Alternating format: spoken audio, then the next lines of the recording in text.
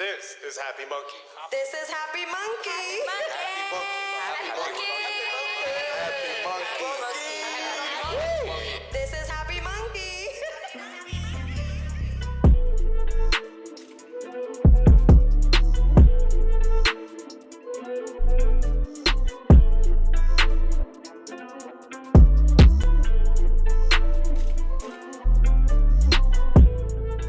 Hello, no one is available to take your call. Please leave a message after the tone. Happy Monkey, it's your girl Jalissa116 hitting you up again. Jose's perfect voice on the machine puts me in such a happy place. What am I smoking on? Absolutely nothing right now. Looking for something though. I'll tell you that part. Pandemic got people fucked up. Anyways, love you guys. Fiending for a happy monkey night. Oh, we miss you so much. Familia, tribe, vibe. What else? Home. Anyways, miss you guys so much. Love you so much. And hope to see y'all, man. Hope everybody's safe in NYC. Have a wonderful day, guys. Hope you're smoking on that real loud. What's going on, everybody? This week, the podcast has a sponsor, ArdentCannabis.com. They're known for the Ardent Nova, which is a decarber, but now they have a new Ardent where they decarb and infuse in the same device. So if you use our code MONKEY, MUNKEY, when you're checking out, you get $30 off your purchase. So please go on and check them out. They got a bunch of other devices. Hey, you might get lucky and find something that'll help you cook in your kitchen.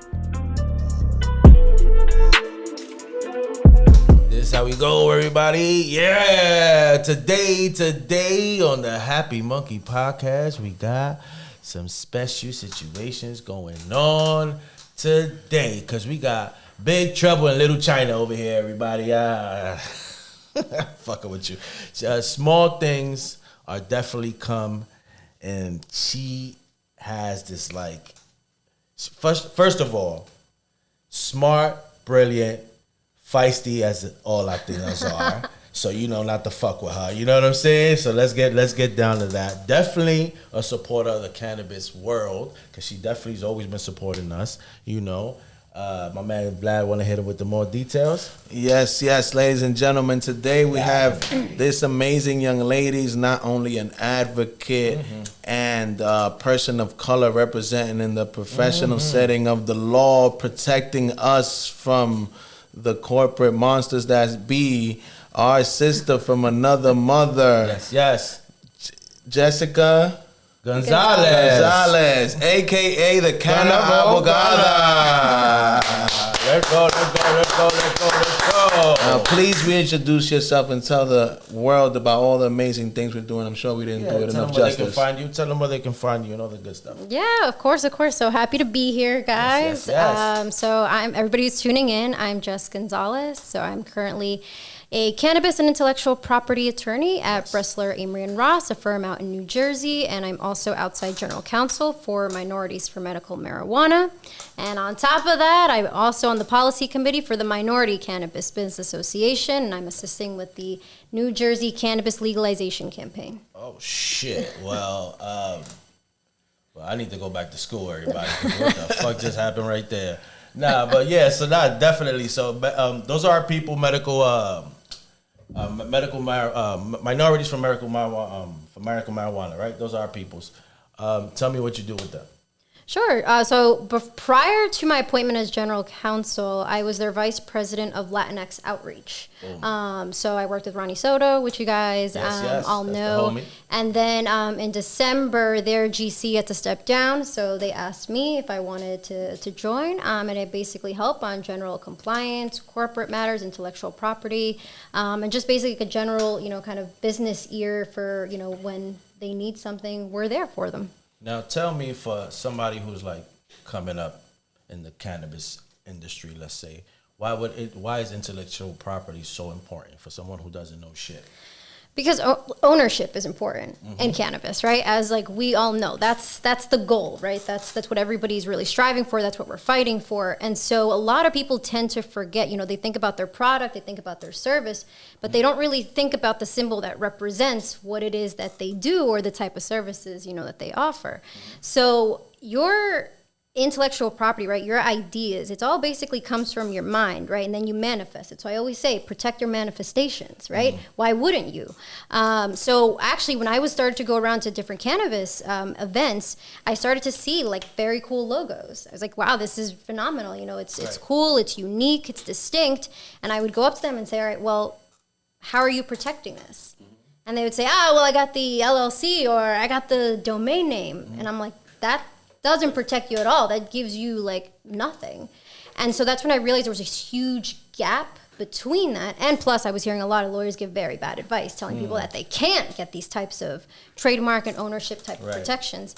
So that's kind of when I said, well, I'm not going to reinvent the wheel. I'm already doing trademarks at a firm. Why not I just pivot now to the cannabis space and help teach people why this, is important. And so, now, like when I tell people this, like your trademark, right? Like it's something that's invisible, it's intangible, which is why it's hard for people to assess its value, right? Or it's why people don't think that it is valuable. But it is. Like, so if you look at Google, if you look at IBM, if you look at Apple, their top 3 assets, their trademark is always in their top 3. Which means like for a billion-dollar companies, 16 to 33% is their intellectual property, is their worth. So why would you not protect your trade name? Because if you're trying to think like $1 million, billion-dollar company, then why not act like one? Boom. Shit. And I think that's so important because, we've dealt with a few, and met many lawyers that deal with intellectual property, but very few are people of color. So, that a lot of the culture-driven companies in the cannabis industry are people of color, and it's good to know that they have the option to go somebody that looks like them, understands their culture, and understands where they come from to represent them. Because, like I said, we've encountered many lawyers that are in the same field, but none of them are people of color. So I think that is very important for people to have somebody they can relate to. Have you experienced that as far as like working with clients? Oh yeah, absolutely. And that's why, prior to me being at this firm, I had my own law firm. Right? Because I saw how expensive lawyers were. I saw how high the barriers to entry were. That I said, all right, well, if I'm going to do my part in this, maybe perhaps I can kind of help lower those barriers of entry by having my own law firm where I can call my own shots, right? And so I had payment plans. I did reduced fees if you were involved in some sort of social equity initiative, right? I had discounted rates, flat fees for people so that they know up front. So I had all this, for about a year prior to, but I still kind of have those same conversations with folks because a lot of them are small startup companies, right? So when you're asking for a couple thousand up front, that's a lot of money to them, right? That's a huge portion that they probably weren't thinking they had to allocate in the first place. So I have to understand that mindset, right? But at the same token, right, I understand how important it is. So I try to work with them as best I can within, my ability. So I provide, free, usually 15, 30-minute consultations. I've done webinars all for free, so I put a lot of my content out there, and then I started producing articles. So anybody who emailed me and said, I want a trademark in this space, I'd be like, all right, like this, this is kind of what the deal is. And then these are the resources. And then I send them 4 or 5, trademark articles so that they have an idea of at least what we're going to talk about. So even if I can't help everybody, at the very least, I can give them the tools to be able to have those conversations in the first place. At least the basics and, and the rough draft of what which is important because people don't feel comfortable going to a law firm or lawyers in general because no one likes lawyers. Yeah, so it's like listen, I get that. So it's like how do I feel comfortable speaking the language? And that's perfect. That's awesome because we all need it. It's not just everybody else in the space. I need it. Shit, I'm going to the lawyer office talking all this slang and garbage.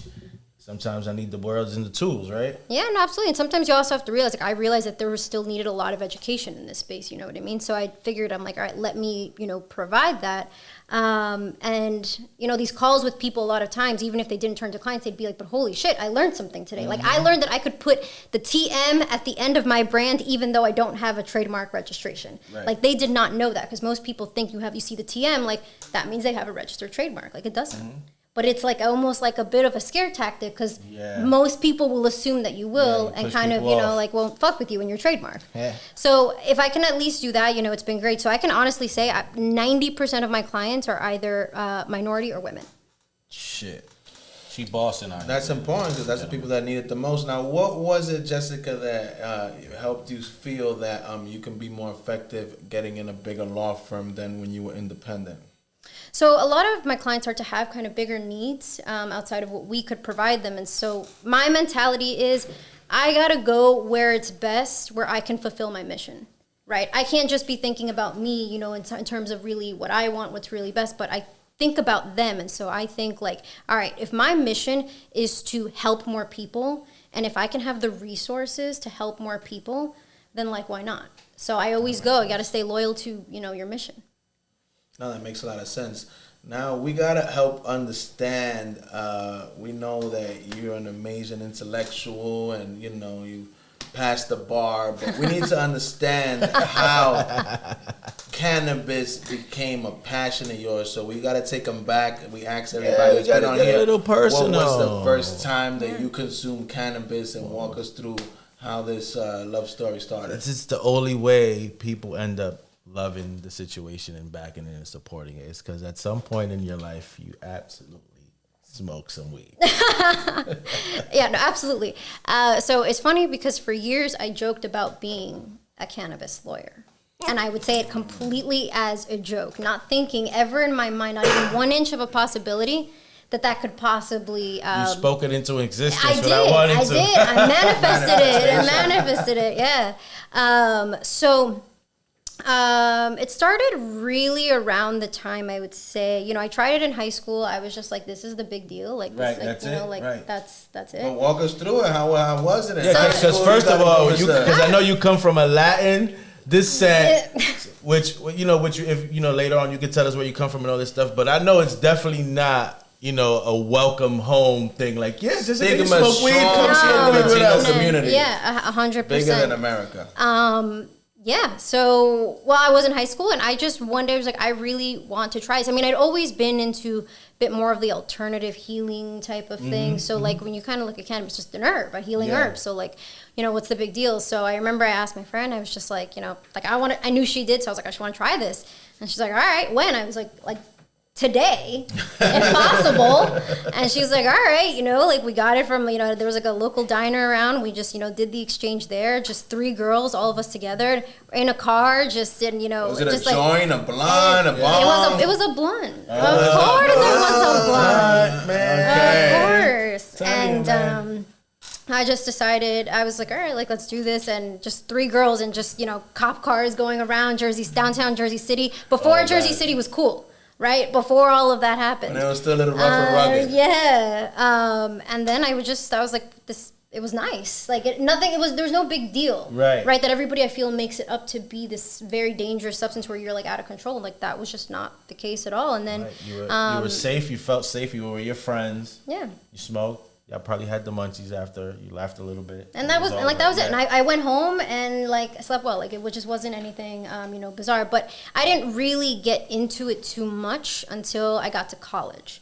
And what had happened was that I really wanted to study abroad, right? But I knew that I was not going to have the money to do so. So I was like, all right, I'm going to get a job. So I got a job. Well, I already had a job at working at an office in my school.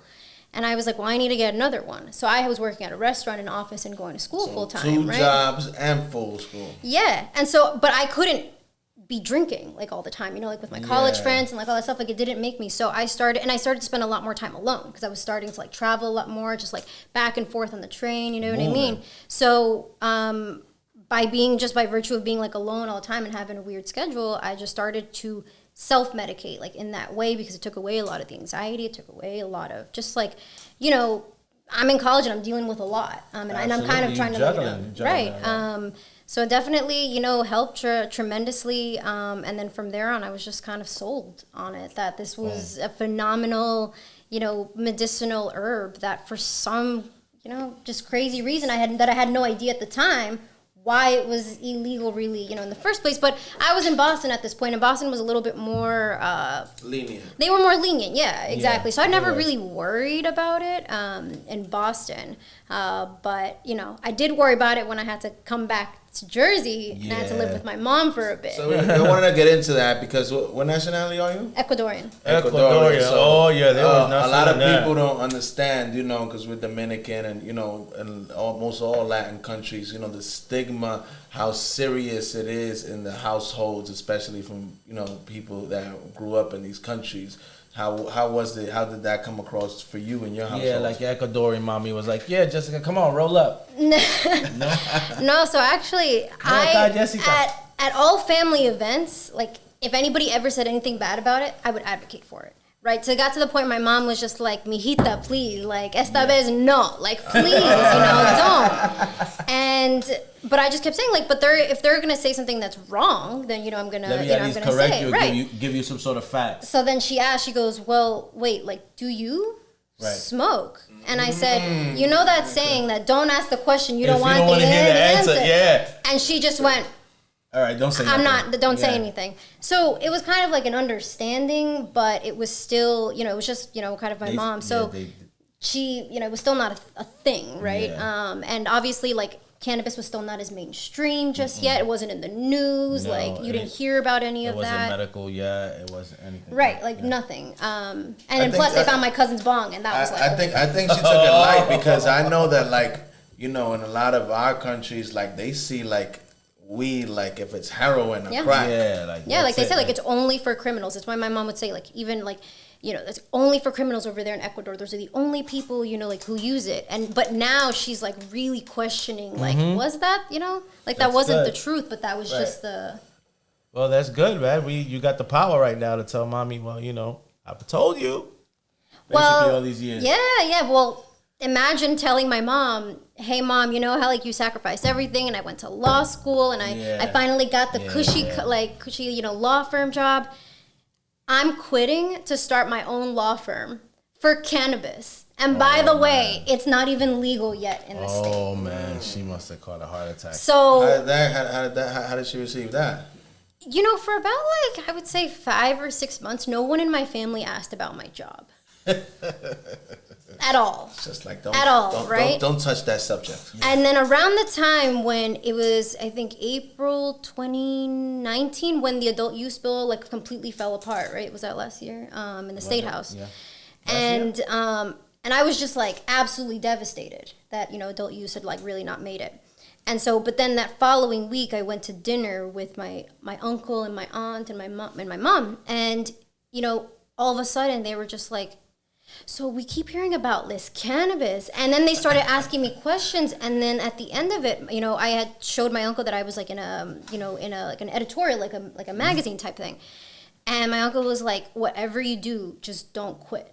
He was like this is it. And then from then on, you know, and then my mom gave me a big hug, and she was like, "I just want to say, like, I'm really proud of you." I know that must have been like very relieving to you. Hell yeah, like, absolutely. Worried what they think. You're like the black sheep of the family for a while, right there, right? It's not like no one asked me, no one wants to know anything. The elephant in the room for a minute, right? Yeah, no, absolutely. And like even at, like, you know, holidays, I was like, But, you know, my mom was still, you know, she was supportive, but she was kind of like very reserved. Like, she was concerned, you know what I mean? Because obviously she sacrificed everything to come here so that I could, you know, work. Exactly. And then I just and kind her of experiences with cannabis in her country were completely different from yours. Right. You know, so imagine she was all like paranoid, and now it's like, of course my intellectual smart daughter. She watches cannabis documentaries now. And now cites cannabis facts to anybody who says anything wrong.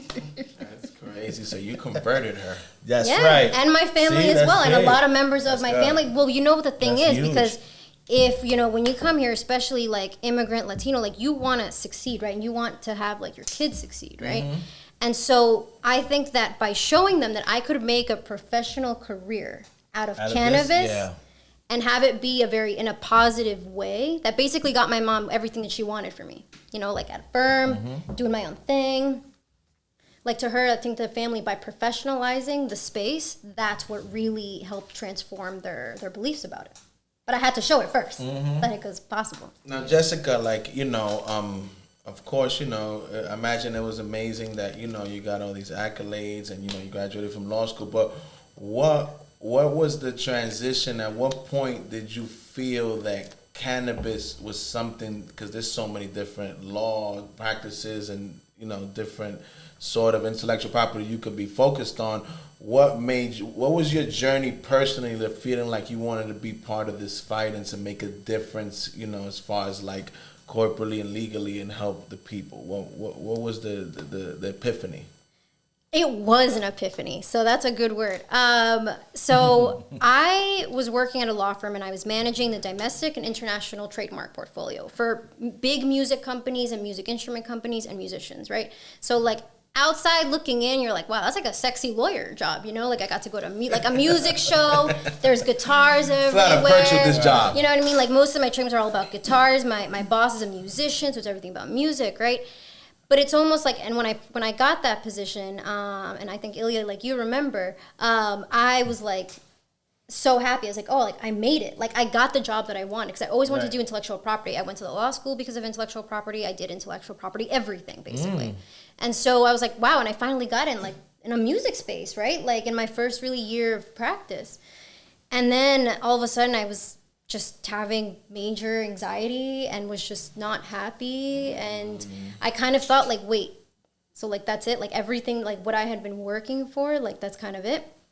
So then I looked at my boss and he created a niche area for himself. Like he became like, basically like if you were a guitar manufacturer, like in the US, like if he wasn't your lawyer, like you weren't shit. That's like how like big he was. He found his niche. Guitar manufacturer. Yes, and he is still in a band and he plays, and I'm like, so if this man could make like a niche area out of something that he loves, like why can't I, right? But then you gotta ask yourself that question, like, well, what is your niche area? Like, what is your passion, right? So I couldn't think of what was my passion, but I asked myself the question, what has remained a constant in my life? And there were only two things. It was my spiritual beliefs and cannabis. Right, but I was like, I don't know much what I can do with my spiritual beliefs, you know. Right. But exactly. But this was the year that Murphy was running for office in 2018. So he was running his two campaign W's, weed and wages. So I was like, all right, well, if he's gonna, like, you know, he got elected, he's trying to push like cannabis forward, like, wait a second, like, you know, cannabis has remained the constant in my life. Like, why don't I go see if this could be a thing, right? And I just remember laying in my room thinking about it. And then what happened was I was at a music convention for my job, and I sat in the hotel room just upset and crying. And I was just like, I need to do something. So, and I still have the list. I made a list of all the cannabis events that were happening between Jersey and New York. And I was like, I'm going to hit up all of these. And that was like the height of events at that time and conferences. Yeah, yes, exactly. And so that's when I started like going to them like consistently, right? And then it's funny, like the way that I loved it, and I was just that's like, wow, this is different. Exactly. Yes. And shout out to Salam and stuff, you know, the whole way, because we all, that's what happened. That's and also tremendous shout outs to Ronnie and Leo, because shout out Ronnie and Leo. They gave me my first speaking gig that really helped open a lot of doors for me, because, and you know, Ronnie loves the story, but like I told him, like I waited until the event was over, and like, you know, at the events, like everybody's grabbing at you, everybody's there, right? And I just went up to Ronnie and I was like, fuck, you have all these white people up there for? Oh, he loved that. I know you said that. He must have loved that. He just looks at me and he just goes, okay, excuse me, who are you? Right. And I was like, I'm Jess Gonzalez. He's like, and I was like, I'm a lawyer. He's like, yeah, you do what? I was like, intellectual property. He's like, oh, shit. You want to talk next month? Right. I was like, yeah, I sure do. And like, that was it. And then me and him just like, we went out to lunch. We like got to know each other and our stories like a little better. But from that one event, people still, to this day, are like, you spoke at the Cannabogada, like business of cannabis event. And so like, that really helped open up like a lot of doors for me. And then like, you know, just hitting up events consistently. Like I was going to like 2-3 a week sometimes, and I did that for consistently. Even Vegas, right? Like where we all were, Vegas, yeah. right? Even so, in Vegas, we hit it hard. Yeah, well, you guys did. I was. I'm not talking about the nighttime part. I did not mention that part of Vegas. I said but the networking, yeah, absolutely. No. We was hitting it hard. Definitely, but that's how it started. That's how I got into it. And I think that was so important, that era that we all were going so hard as far as like conferences and educational events, because we look now, you know, how hard it is to access this information, and we all know webinars are cool, and you know. But it's the network, Zoom. right? Yeah. It's the network. It's different when you're hearing people and exchanging energies in person. So it was good that we didn't waste those opportunities, and we had access to these things. We didn't, right? And even right now, like I get hit up a lot. I'm sure you guys get hit up a lot. Like, how do I get into cannabis? How do I get into cannabis? How do I do this? You know, how do I do that? Yeah. And I just think about it that it was really my network, my community that really helped me out. You know what I mean? Because like everybody kind of becomes like, you're just like, oh yeah, I know a person who can talk on this. I know a person like who can talk on this, right? And you build up that trust within the community that you're consistent. So what I tell people is like, the one thing is you just gotta remain consistent. Like you can't just go to one event. Like if you're gonna be in this industry, you gotta be at the forefront. This isn't like.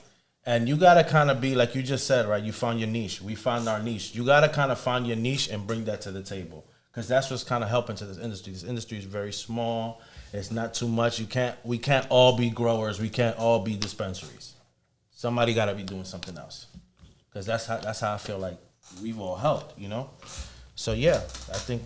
Shit, I agree. Now, Jess, you mentioned earlier you're general counsel for M4MM, correct? Mm-hmm. Yeah, man. So we hear this term thrown a lot, and me and Ramon have our own opinions, but it's not about us today, it's about you. And we want to know, we hear this term social equity in the cannabis industry being thrown around so loosely. So I want to know what your opinion is on what's been done, and what do you think can be done better or not, etc. Yeah, sure. So social equity is one of the kind of more trickier and more sensitive topics, right, in cannabis, because it just, you know, everything relates to the history of cannabis that a lot of people don't know about, right? So if you don't know about the history of cannabis, it's hard to explain to you what the social equity aspect of it is, right? Which I think why it's always important to talk about. It's really racist history. But in terms of social equity, the way that I look at it is just giving people resources to be able to go after the same opportunities if they wanted to that were taken from them. Right, and that's how I look at it. And so when we think of social equity in cannabis, right, it's like we don't want entry-level positions, right? We don't want those types of jobs. Like people want ownership. People want to they want to be able to really reap the benefits that pretty much all, you know, white owners have, you know, have been doing. And that's just a fact, right? Because in like 2017, I think the statistic was 81% of owners in the cannabis space are white. Yeah. Right. So but then when you flip those statistics around of like, well, who are the majority who are incarcerated on a disproportionate basis, right? It's always black and brown people. Absolutely. And so you can't take from an industry that you built really off the backs of black people and Latino people and then not give them either, you know, a full entryway to be able to go in. And it's not just a piece and it's not just set-asides, but it's resources, right? Because if somebody was incarcerated for cannabis, right, and they have a record, now you have a barrier to education, you have a barrier to housing, you have a barrier to a job. So that affects not only one person, but it's generational. So sometimes I think it's hard to look at like, okay, you know, maybe it was your grandfather or whatever and stuff like that, but that still affected your life, right?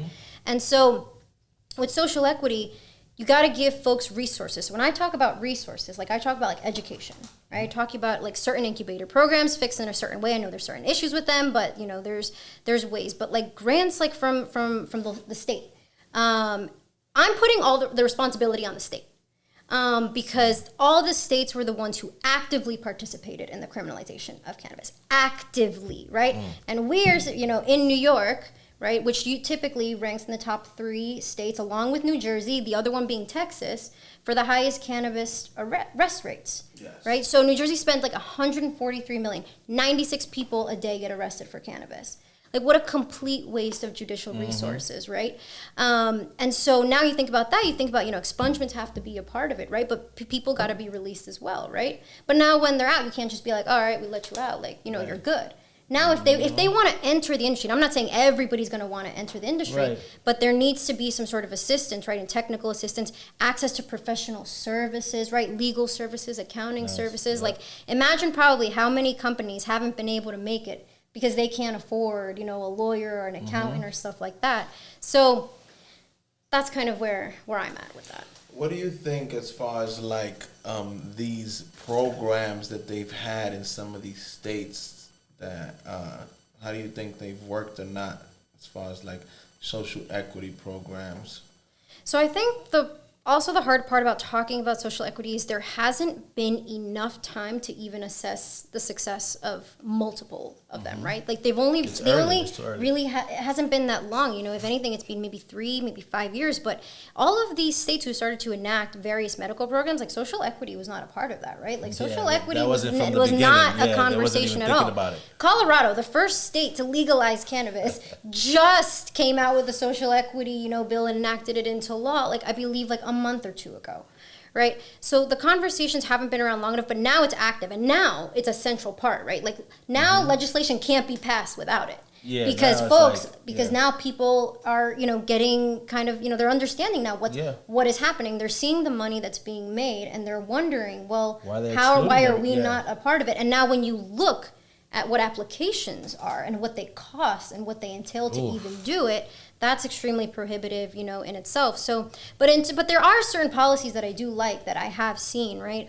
Like Massachusetts, for example, has a 2-year window for social equity applicants to get delivery licenses. So for those 2 years, if you're not a social equity applicant, you're not getting a delivery license, right? And delivery licenses are where it's at.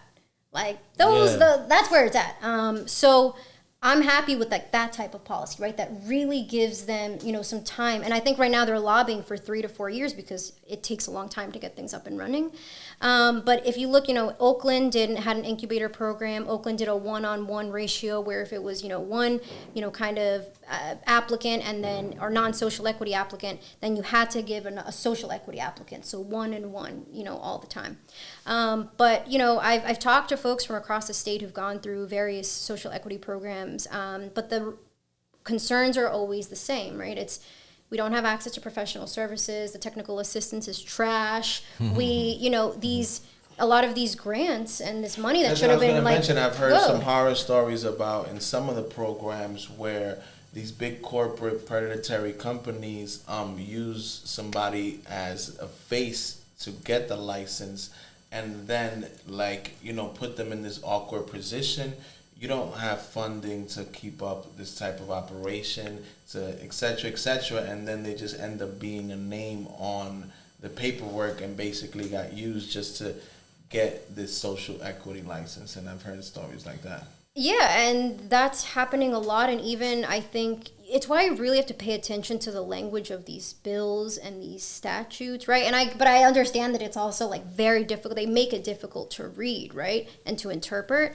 But like even when I was looking into it, like for New Jersey, right, like part of their quote unquote social equity provisions was we're going to give 15% of licenses to minority certified businesses, right? The other 15% to women or disabled veteran minority certified businesses.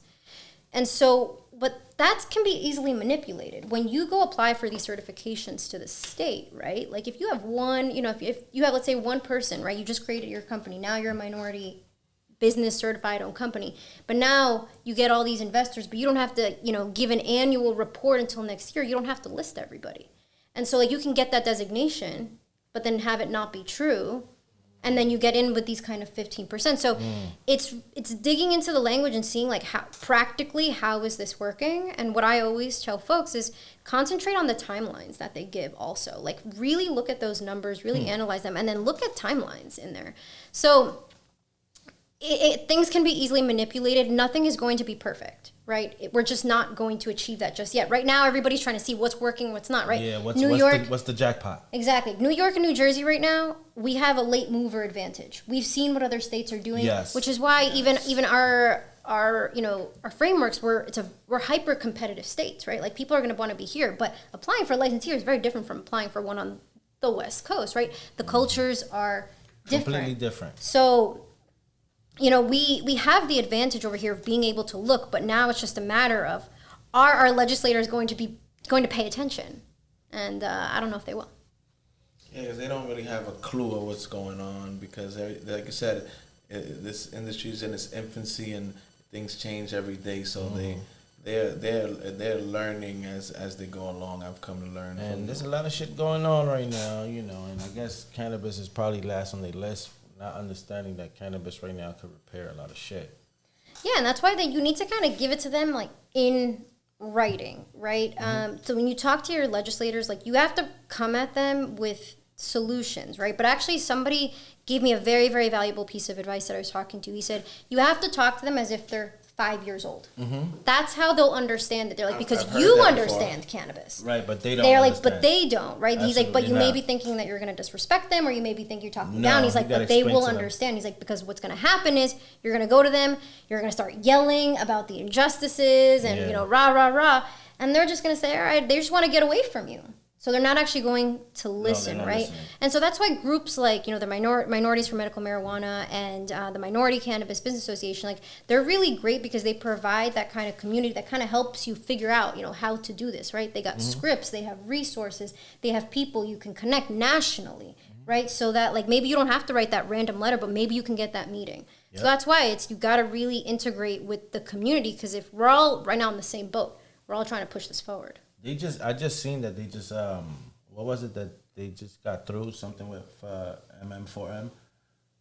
What was it they just for their legal service fund? Yep, yeah. So for legal service fund, you're so raising money basically to provide legal services for folks. Because once again, like if you don't have a lawyer in the space, like and you guys know, like you're like you can't vulnerable. 100%. Very vulnerable. Very, very vulnerable. And so I always urge people like this is really not like an area where you really want to skimp out on, right? When it comes even to just like your regulatory compliance, like your corporate stuff, like all that stuff, because we're all under a microscope at all times. So you do anything wrong, and that's what they want to start to come after. So it's always make sure, but folks are always think like they're too small to be, picked on. Yeah. And I'm just like, listen, if things weren't happening, like lawyers would be out of jobs. So like best believe like shit happens. Shit happens, definitely, every day, especially in New York and New Jersey, where it's fast-paced and shit is happening on the regular.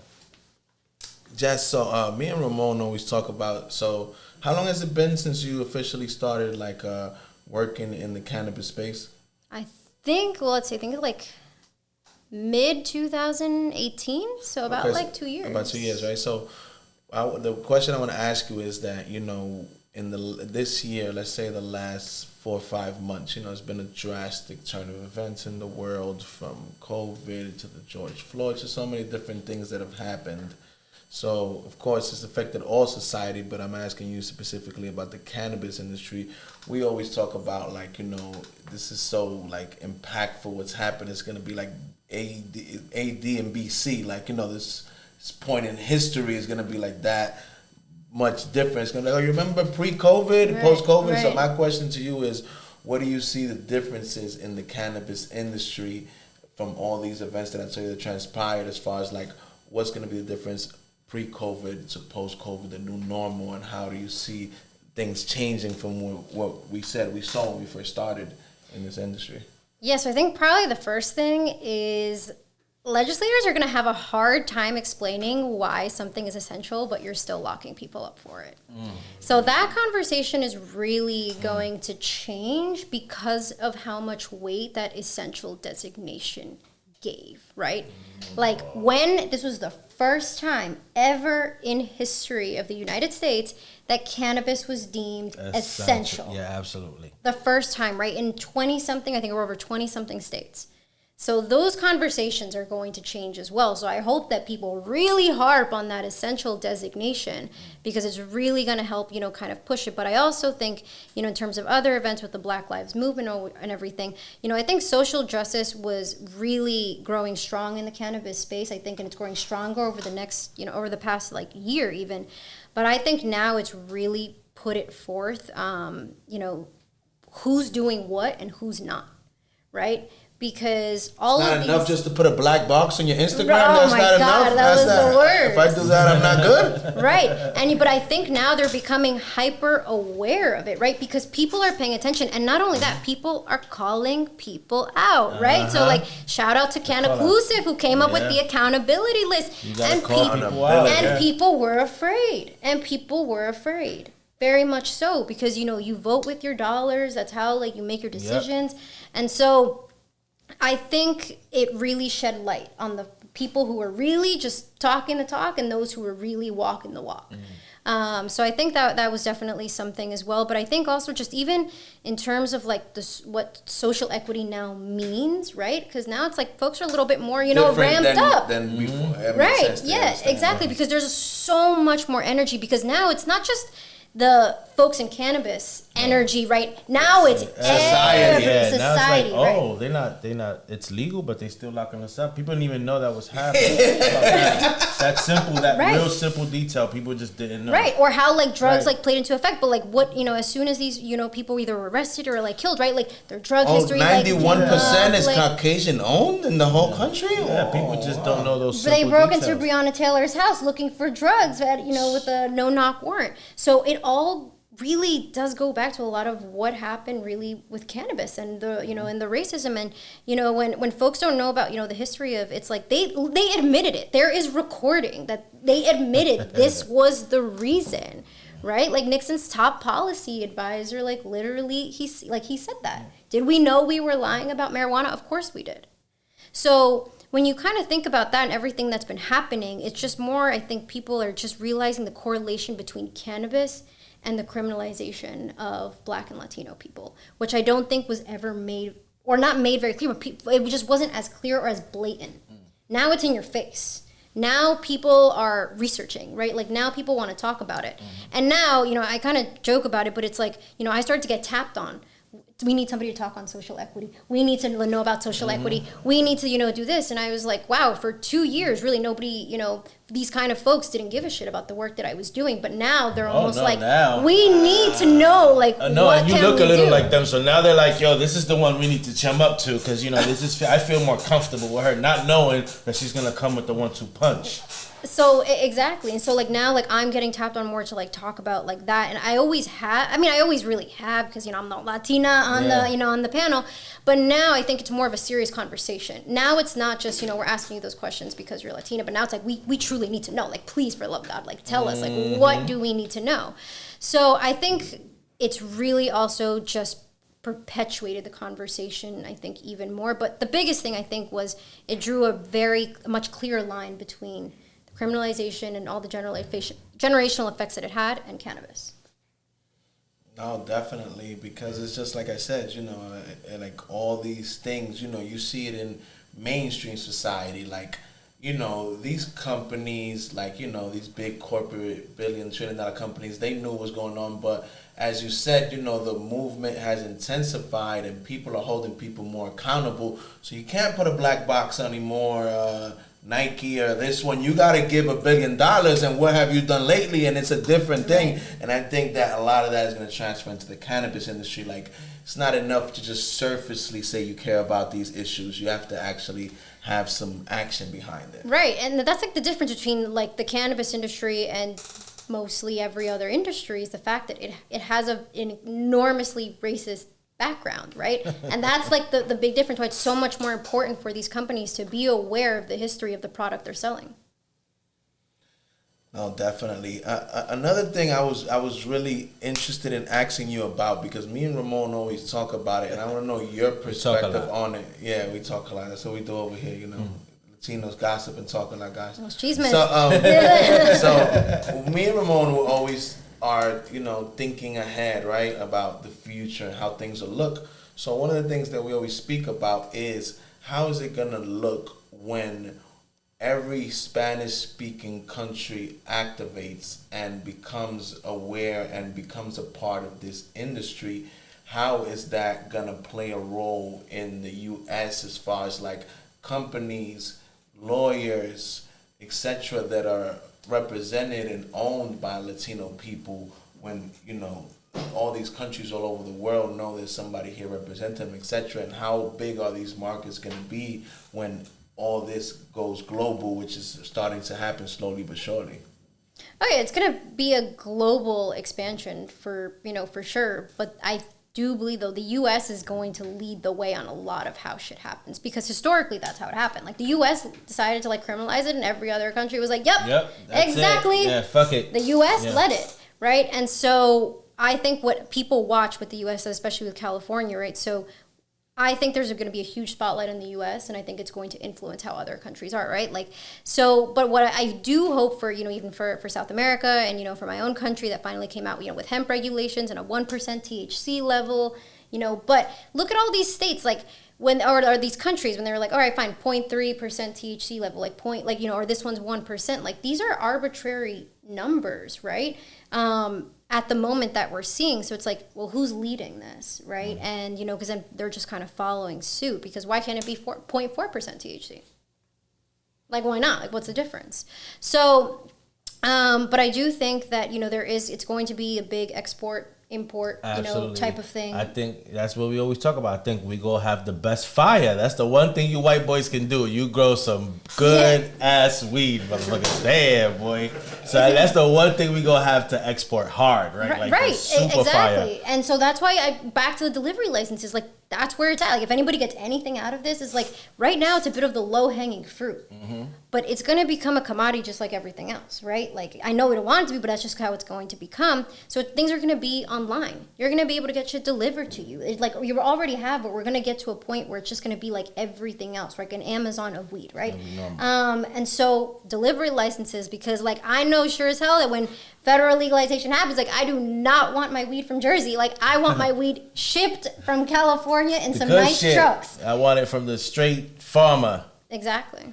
And then that's another thing we speak about, like in a lot of these, like you said, Latin, South America, Caribbean countries, third world countries, how much opportunity is going to bring, since a lot of them have so many, fertile land for farming and et cetera, and et cetera. So I think it's going to be like... And building material with hemp and all the stuff, I think it's going to like, definitely uplift a lot of them in a lot of ways. Yeah, I mean, we haven't seen anything just yet of this industry, right? And I don't think until really federal legalization happens, then I don't think we're going to be able to really see like the full effect of really what this industry can do. Agreed.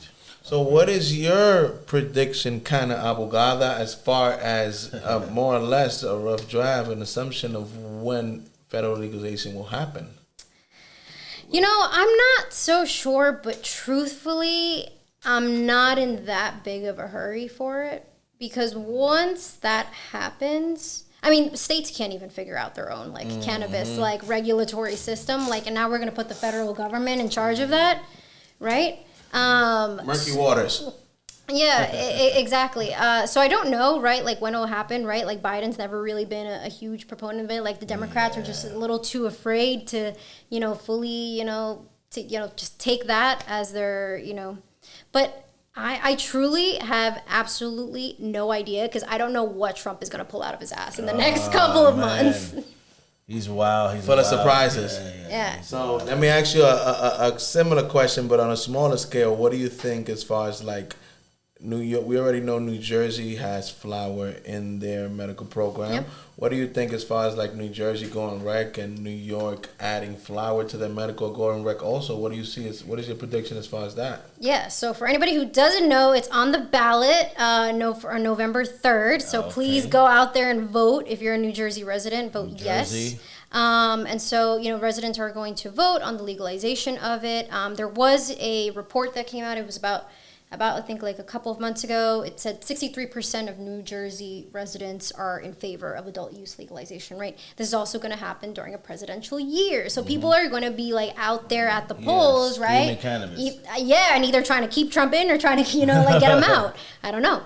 So I think I'm optimistic for my state that it will pass, but I'm also just want to make sure that when it does, that the state is ready, right, with legislation to make sure that our adult use program does not mirror the medical program, because the social equity provisions were so weak, right? And so that's kind of something, that folks are working on, and I would be assisting with that, just helping kind of bring awareness about this type of legislation, that is needed. But once that happens, like, Cuomo is not going to want his tax dollars floating over the Hudson. Like, he's just not going to. Losses like that? Absolutely not. So they're going to have to move quickly, right? But because we can't talk about New Jersey without really talking about, like, New York, right? And then Connecticut will follow. Pennsylvania will follow. All of us, here in this tri-state area and a little bit beyond, everybody's going to move really according, I think, what happens come November with New Jersey. New Jersey passes, and every state's got to get on board. So what do people have to do to help? I know you said vote, but let's make it more simpler. Like, do they have to get online? Do they have to get up and, like, figure out where's their next vote? How can they be part of the solution, not the problem? Yeah, so they can go to njcan2020.org, I believe, and that's where they can find out more information, and it talks about really, if you are voting yes, why you're voting yes, right? Like, we want you be able to be informed as well, and I'm helping out with the campaign, and just kind of pushing the message forward, so just reviewing that. But honestly, the best thing that people can do, absent from contacting their legislators, is talk to your family. Talk to your family. I tell that to people all the time. Like, that is the first people that, like, you start with, because one of the issues with the question in New Jersey is it has, it says, do you agree to amend the state constitution to legalize a controlled form of marijuana called cannabis? Like, that question doesn't make sense, first of all, right? Like, scientifically, it just doesn't make sense. But I know that had I not educated my family, they would have seen the word marijuana, and I've been like, hell no. Exactly. Absolutely. So I had to tell my mom, like, this is going to be it. My whole entire family, like, knows. I'm like, you're voting, right? You're voting. Like, you understand what it means, right? So your family is your best bet that you can start with, because it's not something you have to do on a grand scale or anything like that. But it really could make a difference if we have all these people just informing their family, like, listen, you're going to vote anyways, but this is what's going to be on it. Just, See, that's practical as fuck. That's one of the best advice I've heard here, because with me and Ramon, part of what we do with the show and in general is that, we understand a little bit of the complexities of cannabis regulations on it, but we try to break it down in layman's terms and give people a simple way to make a difference, because if not, people feel like it's too out of their reach. So I think that family thing's a big deal, because we always talk about that the biggest issue and the biggest, like, frontier for us to convince, as far as generation-wise, is the parents and the grandparents, no matter what nationality you are. Once you get past 40, 50, those are the people that really don't understand, because they're from that Reagan era. They're from these eras of when the stigma was so strong. Right. And you just think about it, it's like, it could be like a chain effect. Like, you tell one, and then they'll tell their friends, and then everybody, everybody in their cheesemas on, on Sundays and everything like that, and table talk, and this is what that means. But it's really the best thing that people can do, because I always like, if you can convince your family, like, you can convince other people. But if you can't convince your family, you're gonna have a hard time convincing other folks. Yeah, that's great advice. So everybody out there, talk to Abuelita, talk to your uncle, talk to your older brother, talk to the family, and help them understand that this is the medicine that's gonna change the world, not the one that's gonna put anybody to be homeless or anything like that. The way they think, like, turn you into a crackhead or something.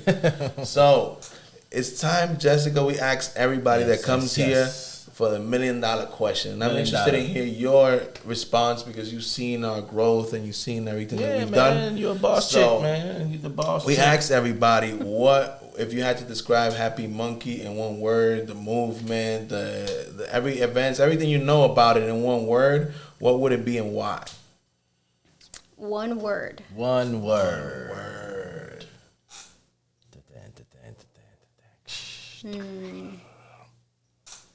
Yeah, it goes down. Glue. Glue? Huh? Nobody ever used that one before. Why glue? Glue. Because you guys were the after party spot. Right? For all of these cannabis events, at the height of everything, like, you guys were where people had a meeting spot, right? You guys were where people had business meetings, at networking events, at community events right? So to me, it was almost like a glue to the community. Everybody had a place to go at the end of the night.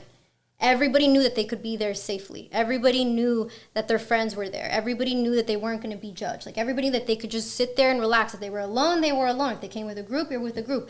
I never saw anything that was, ever like absolutely insane or anything. So I would say a glue of the community, because everybody knows Happy Monkey. And I tell people, if you don't know Happy Monkey, like, you're not in this industry.